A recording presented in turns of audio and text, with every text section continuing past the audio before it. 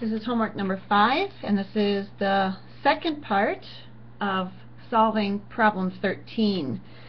In the last video we got this far. We had set up our quadratic formula once we got it in standard form, and we'd use our values of a, b, and c from the equation in standard form to plug them into the formula. Now we need to simplify it, and we're going to begin by simplifying what's underneath the square root sign.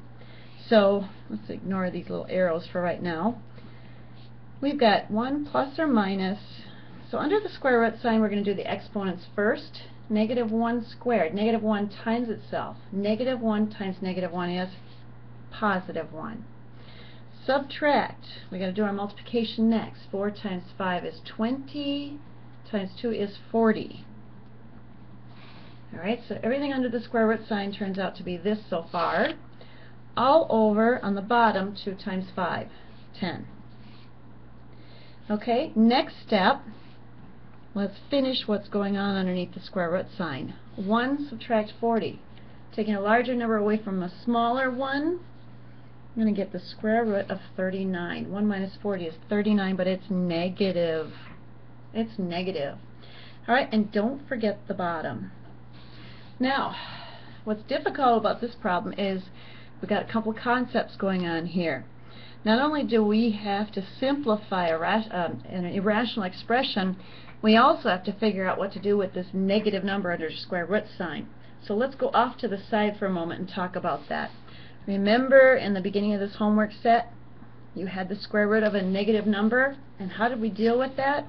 We rewrote it as negative 1 times that number. It means the same thing. That product can be separated, each factor getting its own square root sign. And you learned earlier on in this lesson that the square root of negative 1 is this funny little number I that the mathematicians invented. So we get I times the square root of 39. And we just usually write it like this. And we can take a calculator to find out what the square root of 39 is. But let's take this over now to our quadratic formula. And so we're going to have x equals plus or minus I times the square root of 39 over 10. Now we're not done yet, although it would be okay to leave your answer like this.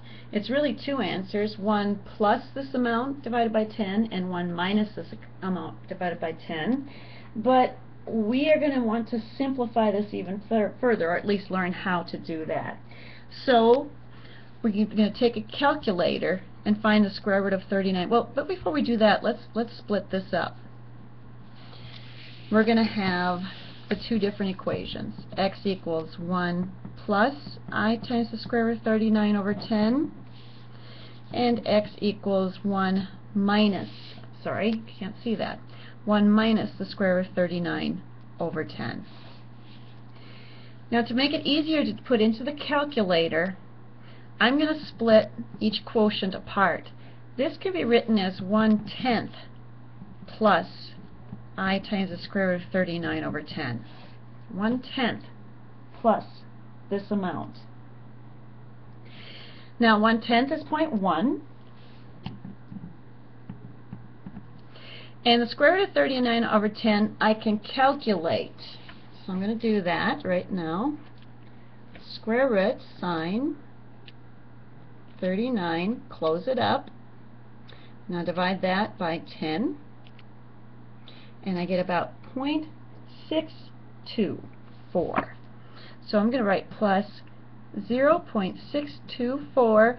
And when we simplify these without the square root sign, we usually put the I behind the numeral that's being multiplied by.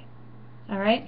Now if you're a little confused, if you can get this far, I'm happy. If you can get further and break this down into the two solutions in decimal form, that's great. So let's continue with this one now.